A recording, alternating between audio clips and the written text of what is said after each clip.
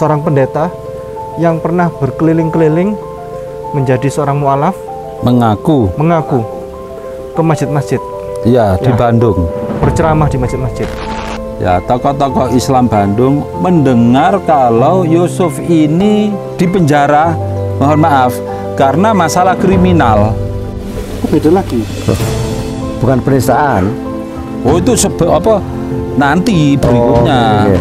Karena dia yang mengaku mu'alaf ini kan juga didengar oleh orang-orang Kristen Bandung. Iya. Ketika masuk penjara, mungkin didekati oleh pendeta supaya kembali ke Kristen kan.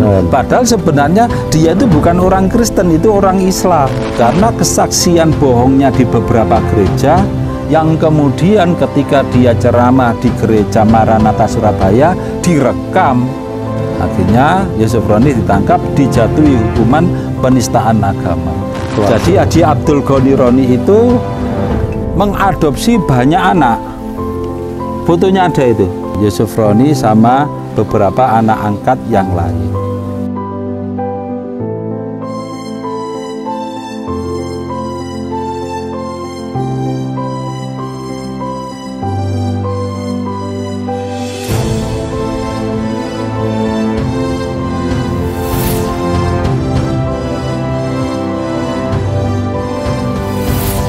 Alhamdulillah kami ada di Kabupaten Kepulauan Sangihe dan kami saat ini ada di lahan yang ini merupakan tanah wakaf, dan di sini tanah wakaf ini akan digunakan untuk gedung dakwah Mu'alaf Center Hagia Sophia Kabupaten Kepulauan Sangihe. Dan alhamdulillah akhirnya Allah tambahkan pertolongan. Di samping sana ada lagi tambahan pertolongan dari Allah, yakni berupa tanah wakaf lagi ditambahkan sebagai lahan parkir nanti. Saudaraku, pemirsa dimanapun Anda berada, Kainama, Ustadz Ipung, Ustadz Aris, dan keluarga besar di Sangihe Talaut dan Sulawesi Utara Manado menyampaikan kepada Anda berita sukacita, berita kegembiraan. Mari kita berpesta dengan cintanya Allah. Dengan cara apa? Dengan cara mari bergabung bersama kami di dalam pesta sukacita. Pesta apa? Pembangunan rumah Mu'alaf Center sebagai bahan pekabaran rahmatan lil alamin. So by your contribution, your support to donate to the information that they'll provide with you, you can donate your towards this cause to create a Dawah Center. It's about 60 by 100 or 20 meters by 30 meters, and it's going to be 2 floors with educational classrooms and multi-purpose rooms, and of course all the proper and pamphlets and Islamic information for those who learn, understand, and grow into Islam. So join this organization here, Hagia Sophia Manado, the district of Sangihe, and allowing Amanullah Center to be part of them. Join them, contribute, and donate to this cause and help this Dawah Center grow. Thank you very much. Assalamualaikum.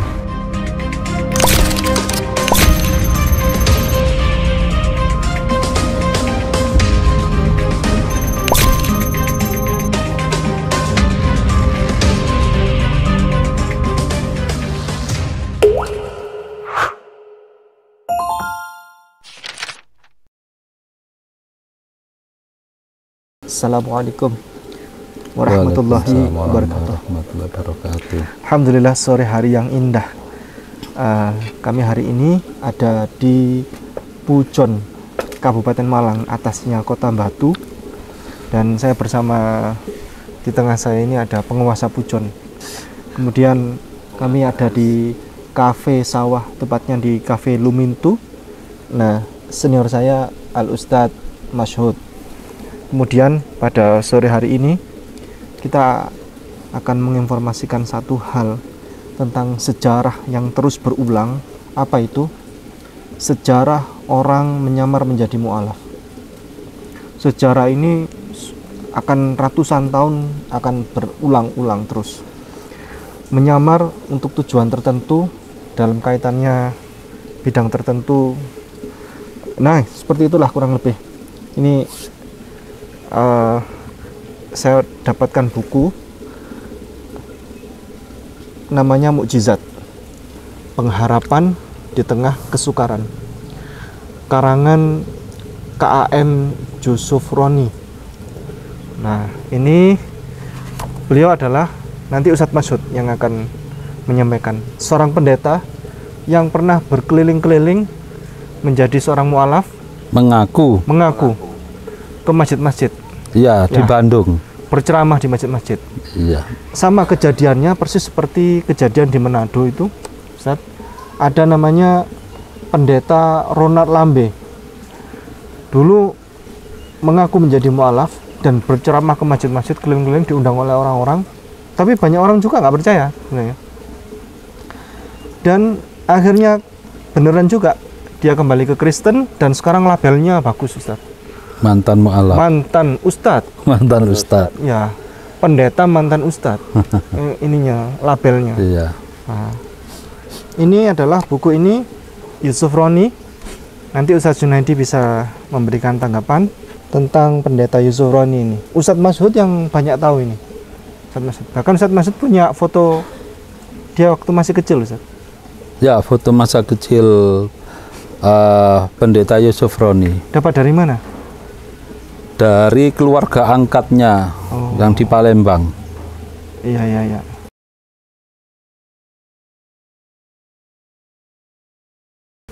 Nah, siapa Yusuf Roni ini, dan semoga menjadi pelajaran buat kita bersama nanti ke depan. Iya.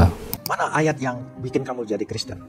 Saya bilang Alkitabnya. Saya hanya boleh bawa Alkitab. Buku lain tidak boleh, segala tidak boleh semua. Tapi ada baiknya. Jadi saya paham betul isi Alkitab. Bolak-balik baca Alkitab 5 tahun. Saudara, kalau saudara percaya Yesus, saya percaya tidak semua bisa percaya. Meskipun mengerti. Itu karena saudara pilihan. Dan kita adalah pilihan Tuhan. Amin. Baik, Ustaz. Silakan, Ustaz Masud. Ya, Assalamualaikum warahmatullahi wabarakatuh. Ya, ini pendeta Yusuf Roni ini pendiri Sekolah Tinggi Teologi Apostolos di Jakarta Selatan, dan mahasiswanya diajari Islamologi yang muatannya mencapai 140 SKS. Dan yang mengajari Islamologi itu dari dosen-dosen UIN Syarif Hidayatullah Jakarta, di antaranya Jainun Kamal dan lain-lain. Lah, mengapa mahasiswanya diajari Islamologi? Di visi misi STT Apostolos itu disebutkan agar output dari STT Apostolos itu bisa berdialog dengan kiai-kiai pemangku pesantren itu. Nah, itu diantaranya. Nah, sebenarnya siapa sih Yusuf Roni yang katanya, ya, Yusuf Roni kan menyampaikan ke gereja-gereja, ke jemaat-jemaat gereja bahwa dia itu dulu ulama besar, tokoh Islam besar dari Bandung. Itu ceramahnya, kesaksian dustanya itu sampai mengakibatkan pendeta Yusuf Roni ini dijatuhi hukuman penjara di Surabaya, ya, karena kesaksian dustanya di gereja Maranatha Surabaya. Kesaksian tentang apa dia? Kesaksian tentang ceritanya dia yang bohong-bohong, katanya dia itu juri MTQ internasional. Tuh, ulama besar di Bandung dan lain-lain. Nah, ini perlu umat Kristen juga mengetahui sebenarnya sejarah seperti apa sih Yusuf Roni itu. Yusuf Roni wajahnya kan bukan seperti orang Palembang. Ya, kalau orang Palembang memang juga wajahnya wajah Cina. Sebab memang keturunan Cina. Kan? Tapi Yusuf Roni itu wajahnya kenapa kok mirip Jepang? Kan itu, mirip Jepang bukan Cina. Yang informasi dari keluarganya yang di Palembang itu, sebenarnya ini ceritanya ibunya Yusuf Roni melakukan dengan komandan tentara Jepang yang menguasai lapangan udara Palembang waktu penjajahan Jepang dulu. Sehingga lahirlah Yusuf Roni, yang kemudian si Yusuf ini, seingat saya komandan tentara Jepang itu namanya Master Fujita. Nah, informasi ini saya dapat dari mantan, ya, bukan mantan, istilah tentara itu. Purnawirawan. Ya, seperti purnawirawan gitu aja lah. Ya. Purnawirawan tentara Jepang yang tidak mau pulang ke Jepang. Dan di Palembang dikenal dengan Dola Bobot. Ya, memang nama Jepang kan memang urusan metalurgi kan pinter. Ya. Jadi dikenal dengan nama Dola Bobot. Orang Jepang. Abdullah Bobot atau Dola Bobot? Panggilannya Dola Bobot. Ya, mungkin ya Abdullah karena kemudian masuk kan, Islam itu kan. Panggilannya Dola Bobot. Nah, dia di Palembang ya Bobot itu. Orang Jepang ini. Ini mantan anak buahnya Master Fujita yang menurut Dola Bobot ini Yusuf itu yang kemudian disebut Yusuf Roni. Nah, kenapa ada kata Roni nanti kita jelaskan. Jadi itu ibunya Yusuf dengan komandan tentara Jepang yang kemudian lahir oleh Yusuf ini. Yusuf Roni. Ya, kemudian besar dia itu banyak kudis dan orang ya enggan untuk mendekati Yusuf karena banyak kudis itu. Yang pada akhirnya singkat cerita Yusuf ini diambil oleh masih famili ibunya, diambil dijadikan anak angkat. Nama orang itu adalah Haji Abdul Ghani Roni. Yang panggilannya di Palembang itu dikenal dengan panggilan Haji Totong. Dia ini kontraktor di Stanford. Stanford itu sekarang menjadi Pertamina Sriwijaya Palembang itu. Nah, apakah yang menjadi anak angkat Haji Abdul Ghani Roni ini hanya Yusuf saja? Nah, jadi Abdul Ghani Roni itu nama marga Roni itu. Dan yang menjadi anak angkat itu bukan hanya Yusuf, tapi banyak. Di antaranya ada yang bernama Jainuddin. Jadi ya apa dianggap seperti panti asuhan atau apa gitu ya. Orang tua. Jadi Haji Abdul Ghani Roni itu mengadopsi banyak anak. Fotonya ada itu. Foto-fotonya ada. Ya, Yusuf Roni sama beberapa anak angkat yang lain.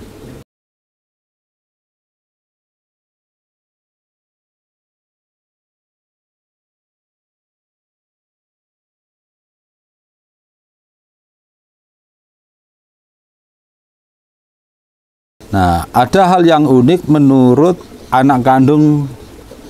Asalnya itu Haji Abdul Ghani Roni tidak punya anak.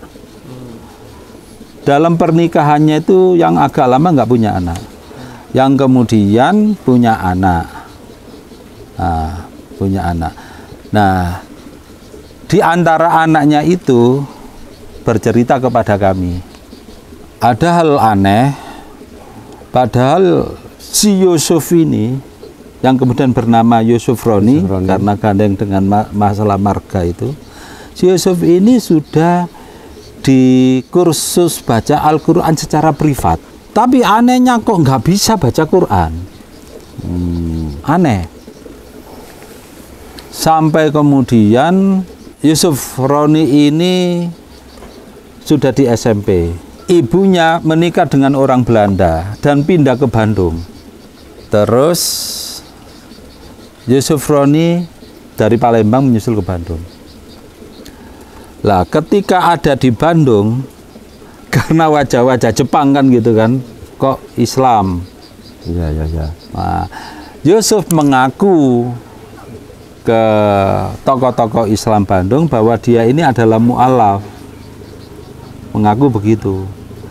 Di antaranya yang kemudian karena namanya orang Islam waktu itu ya, ada orang Jepang, aneh, orang Cina masuk Islam, itu merupakan hal yang luar biasa. Iya. Nah, akhirnya Yusuf ini diajak keliling memberi kesaksian itu ke beberapa masjid di kota Bandung. termasuk yang mengajak keliling itu adalah Haji Aminuddin Soleh.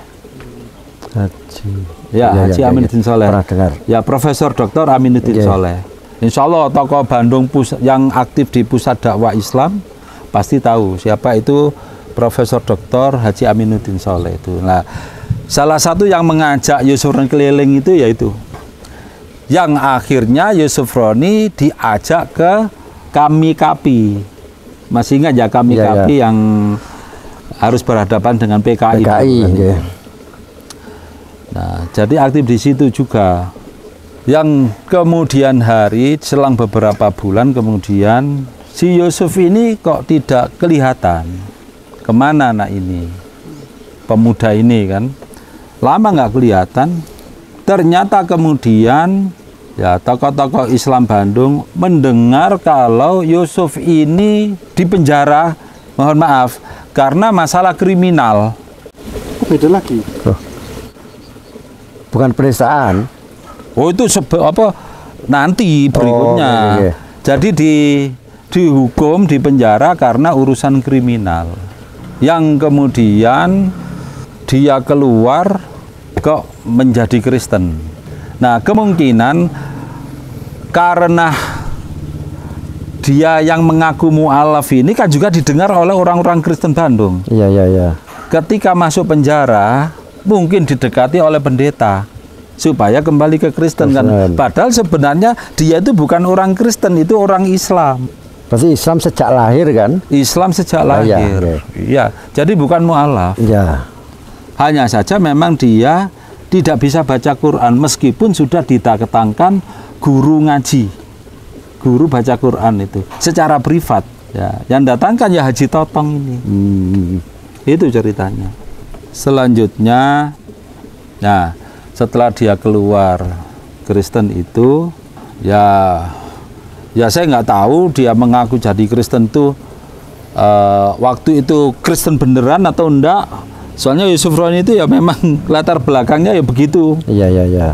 Sampai kemudian dia direkrut oleh orang jemaat-jemaat Kristen supaya memberi kesaksian dusta itu di mana-mana dengan mengaku bahwa dialah pelopor pembakaran gereja di berbagai tempat. Nah, dia ini adalah juri MTQ internasional. Dan lain-lain, termasuk dalil yang dipakai oleh Saifuddin Ibrahim, kalau ketemu orang kafir itu harus dibunuh. Ya ini termasuk yang dipakai oleh Yusuf Roni. Jadi Saifuddin Ibrahim itu hanya penerusnya. Termasuk Ali Makrus itu yang sebenarnya namanya itu Markus Margianto. Data miminya itu. Nah, memang dia keturunan marga Tamimi, Arab memang. Nah, tapi yang namanya Yusuf Roni ini kemudian karena kesaksian bohongnya di beberapa gereja, yang kemudian ketika dia ceramah di gereja Maranatha Surabaya direkam, umat Islam mendapatkan rekaman itu disampaikan ke Ustadz Bayi Arifin, Haji Bayi Arifin. Nah, Bayi Arifin itu kan Rokis Angkatan Darat waktu itu, pangkatnya mayor kan. Dilaporkan ke Laksus waktu itu, ke Laksus sama ke Kodak apa Komdak dulu. Sekarang Polda kan. Nah, dilaporkan itu, akhirnya Yusuf Roni ditangkap, dijatuhi hukuman penistaan agama itu. Jadi tidak benar kalau Yusuf Roni itu asalnya dari Kristen, masuk Islam, terus masuk Kristen lagi. Yang benar itu memang dia itu asalnya Islam memang. Terus diperalat. Nah, kemudian dia mengaku mu'alaf gitu loh. Iya. Itu karena mengaku mu'alaf kan mesti menjadi perhatian orang Kristen. Karena ceramah kesana kemari terus dia ditangkap karena yang menurut beritanya urusan kriminal. Ya mungkin saat di penjara itu di brainwashing sama orang Kristen. Sampai sekarang dia masih menjadi pendeta? Sampai sekarang dia pendeta, bahkan pendeta yang dihormati, sangat dihormati oleh orang-orang Kristen Indonesia. Nah, tapi kita tahu siapa itu Yusuf Roni. Bentar, berarti yang dikatakan itu kebanyakan bohongnya daripada penistaan agama maksudnya. Ya termasuk penistaan juga. Banyak penistaannya. Di ceramah waktu di Gereja Maranatha Surabaya itu. Banyak penistaannya. Lah kebohongannya juga sangat banyak. Mungkin kalau dibandingkan dengan Saifuddin Ibrahim Sama. Oh, itu ya. Hanya saja Saifuddin Ibrahim tidak mengaku seperti yang diakui oleh Yusuf Roni. Saifuddin Ibrahim itu kan dari Islam terus masuk Kristen dan dijadikan pendeta. Jadi pendeta. Ya itu. Kuliahnya juga cepat tuh. Siapa? Pak Saifuddin, gelarnya PDP itu. Gelar setelah murtad. Kalau pendeta itu gampang. Ya, untuk dapat gelar pendeta itu gampang. Sebenarnya banyak sih rekan-rekan dari Yusuf Roni. Jadi mengapa sekarang ini marak murtadin yang mengaku dia dulu ustadz, dia dulu bapaknya, abahnya adalah seorang kiai besar, kan macam-macam ya, seperti yang sering diwawancari oleh pendeta Yusuf Manibulu itu kan. Ya itu diantaranya karena mereka ini meniru Yusuf Roni itu, meniru. Bahkan kemudian yang itu diantaranya Yusuf Roni mendirikan STT Apostolos itu di Alfa Indah Jakarta Selatan itu kan, di perumahan Alfa Indah Jakarta Selatan. Dan itu kita dulu pernah terus memperhatikan sekolah tinggi teologi Kalamullah yang didirikan oleh pendeta Josias Lengkong itu. Sekolah tinggi teologi Kalamullah Jakarta yang didirikan oleh Josias Lengkong itu mahasiswanya. Sebentar, teologi Kalamullah atau Kalamullah? Ya, kita nyebutnya Kalamullah. Oh gitu ya. Ya. Masih eksis tuh sampai sekarang. Kenapa? Masih eksis. Masih. Lah, ini mahasiswanya dulu yang ya sekitar tahun 2001, tahun 2000-an itu mahasiswanya itu diajari Iqra jilid 1 sampai jilid 6 membayar 1.800.000 per mahasiswa. Tuh. Jadi saat belajar Iqra itu ya pakai baju koko, pakai kopiah seperti ini, ada yang seperti gini. Ya pokoknya seperti calon-calon ustadz atau seperti santri itulah. Belajar Iqra. Tujuannya apa? Biar bisa membaca Al-Qur'an. Kalau sudah bisa lancar, yaitu ngaku-ngaku bahwa dia dulu berasal dari pesantren. Dia dulu kuliahnya di IAIN, padahal ya kuliahnya di situ. Lah di antara kasus penyusupan bahkan sempat menjadi takmir masjid, ya di Jambe sana, itu seorang misionaris didikan dari Apostolos, namanya Margianto, pendeta Margianto. Waktu itu dia nyusup di beberapa tempat termasuk yang di wilayah Jambe itu. Asalnya dia mendirikan LSM. Setelah LSM terus dia menyusup mengajari baca Quran untuk anak-anak. Sampai dia berhasil menjadi ketua takmir masjid. Berhasil. Lah ketahuannya kalau dia Kristen, dia ini sebenarnya tinggalnya di Metro, Lampung. Ketahuannya itu ketika khotib Jumat berhalangan hadir karena dia sebagai takmir masjid ditunjuk oleh khotib oleh takmirnya untuk menjadi khotib. Batal khotibnya itu. Lah saat menjadi khotib sholat Jumat itu tidak pakai muqaddimah. Kan kalau kita kan mesti alhamdulillah dan seterusnya kan, atau yang lain-lain itu. Jadi langsung jamaah sekalian, sudah orang pada kaget. Nah setelah usai khutbah kan sholat, dia ngimami sholat Jumat 4 rakaat, ya gempar jamaah. Akhirnya dia ditelisik, ternyata dia itu seorang misionaris Kristen lulusan dari Sekolah Tinggi Teologi Apostolos yang didirikan oleh Yusuf Roni itu. Jadi itu ceritanya. Banyak penyusup-penyusup yang seperti itu. Lah gembongnya itu ya Yusuf Roni. Terus Pak, untuk melihat yang mu'alaf yang sungguhan dengan yang pura-pura itu mungkin ada bisa dideteksi itu? Bisa, kita udah punya. Kita udah tahu caranya. Iya. Tapi tidak bisa saya sampaikan di sini karena itu rahasia. Iya.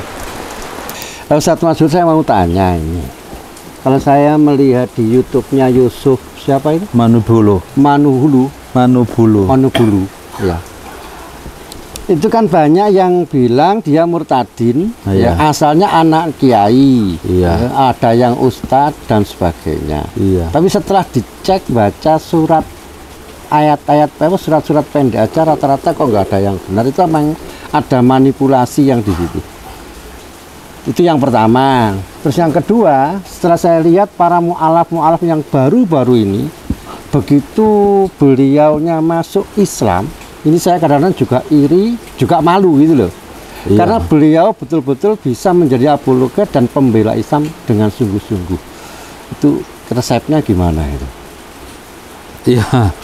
Jadi yang pertama masalah murtadin, yang mengaku murtadin, mengaku orang yang murtad dari Islam. Apa benar dia dulu itu Islam?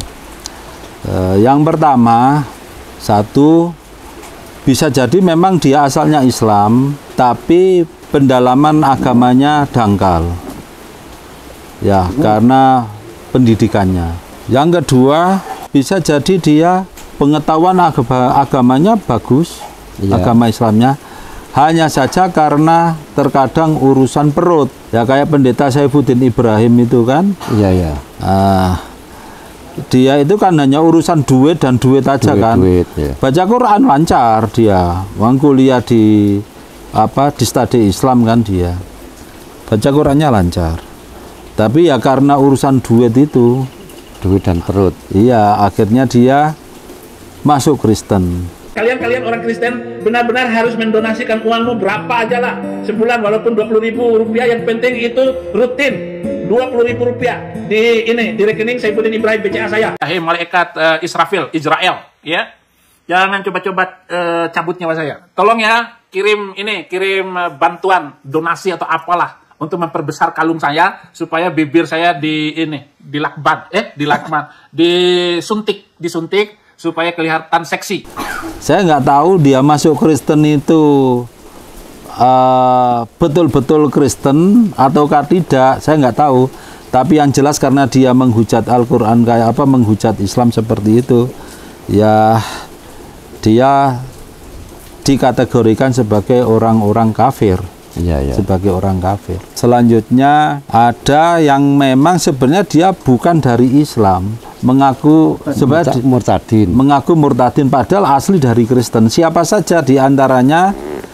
Ya, seperti pendeta Markus Margianto, yang kemudian memakai nama Islam Ali Makhrus At-Tamimi. Ya. Bapaknya itu pendeta, namanya Yusuf At-Tamimi. Bapaknya Ali Makhrus At-Tamimi ini, yang nama itunya kan Markus Margianto. Bapaknya namanya Yusuf, dia pendeta.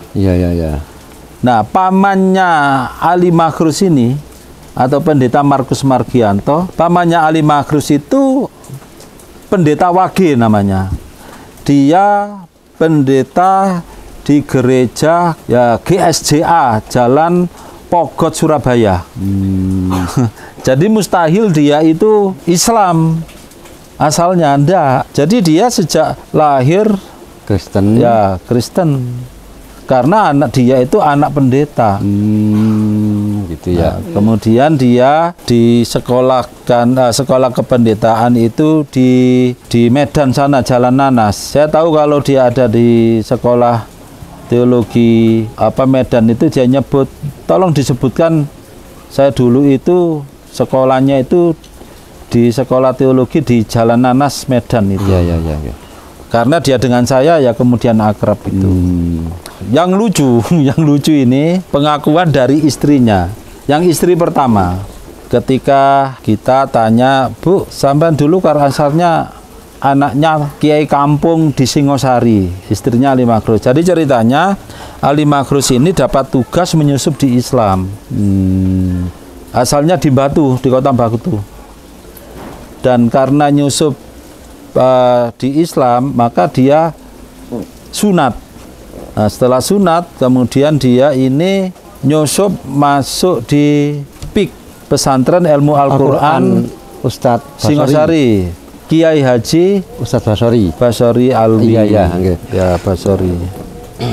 Nah, di situ kemudian diperhatikan gelagatnya kok kurang baik, akhirnya ya dicurigai dia oleh pesantren PIK. Akhirnya dia menikah dengan wanita Singosari, Malang, anaknya Kiai Kampung di salah satu desa di Singosari itu.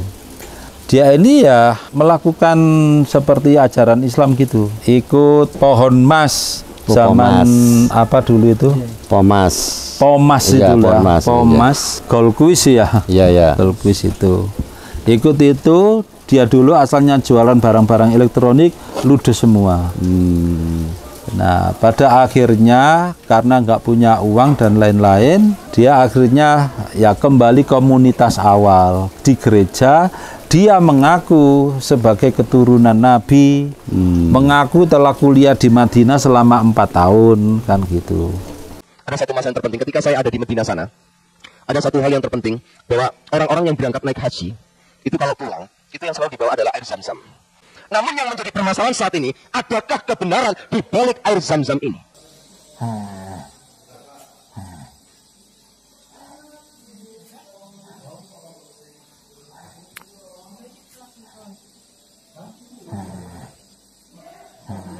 Dan ini Ali Makhrus ini sudah banyak memurtadkan orang-orang.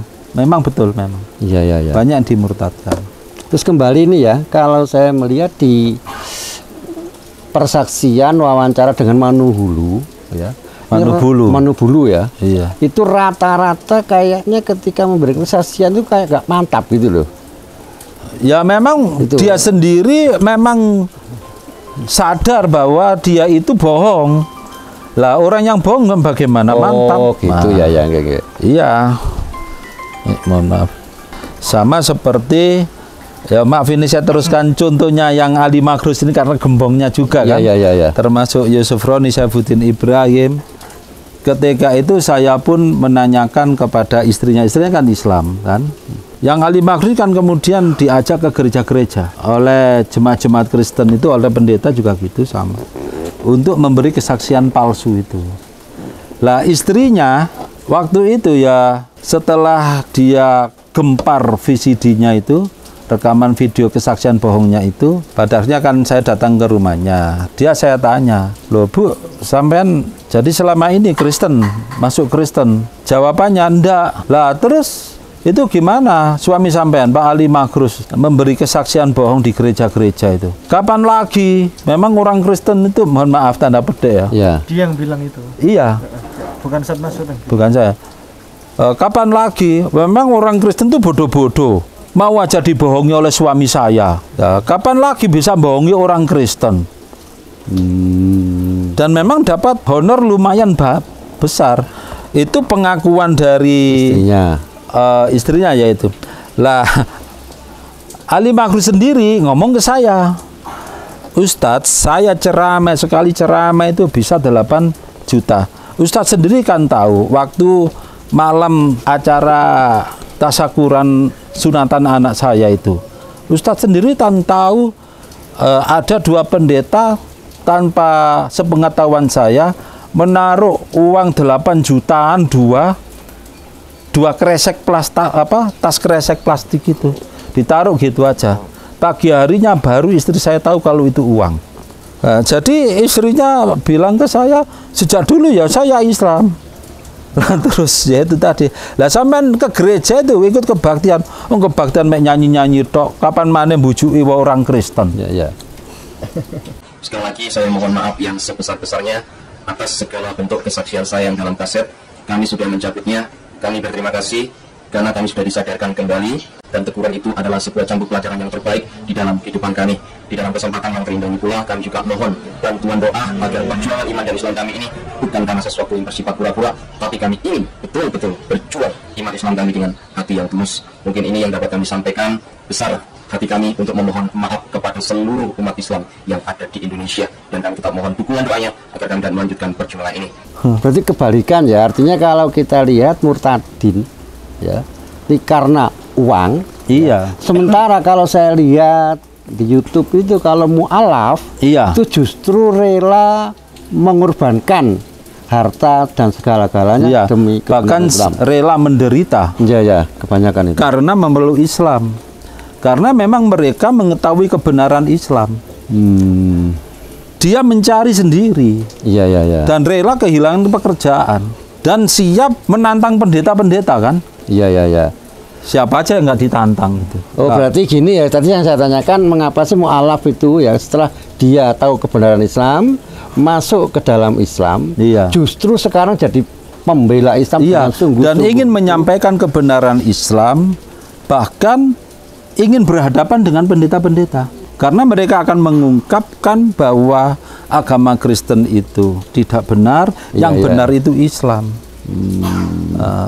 Kan itu. Berbeda dengan yang ngaku murtadin. Kalau diajak debat, jangankan murtadin itu. Pendeta-pendeta saya sendiri ini sekarang ini kesulitan mencari lawan debat saya. Kan itu ceritanya. Jadi karena melihat kebenaran, iya, mungkin semangatnya para mu'alaf ini luar biasa. Ya, tahu kebenaran Islam, sementara kelemahan-kelemahan tahu, akhirnya justru itu dah menjadi pembela yang sesungguhnya. Iya. Oh, ya. Beda dengan yang ngaku murtadin itu. Karena mereka ya mohon maaf, ya karena urusan perut itu aja kan. Iya.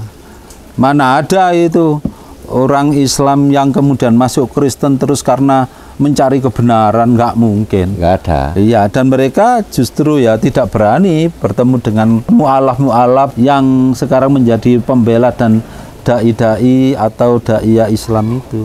Jadi itu bedanya memang. Iya. Baik, alhamdulillah kita akhiri. Insya Allah mudah-mudahan ini bermanfaat, karena proses tentang penyusupan atau pura-pura mu'alaf dan seterusnya itu akan terjadi, sampai sekarang akan terjadi itu, sampai di kemudian hari akan terjadi, dan umat Islam dituntut untuk menaikkan IQ-nya, menaikkan kecerdasannya, menaikkan kehati-hatiannya, supaya apa? Supaya bisa memilah dan memilih mana mu'alaf yang beneran, mana yang mu'alaf yang abal-abal. Demikian kita akhiri. Barakallahu fikum. Jazakumullah khairan katsira. Assalamualaikum warahmatullahi wabarakatuh. Waalaikumsalam warahmatullahi wabarakatuh. B'Shem Adonai Harahaman Harachum Hadahillah Ledonai Rabban Ha'alamin Harahaman Harachum Molech Yom Haddin Otcha Abedim Obecha Mistayim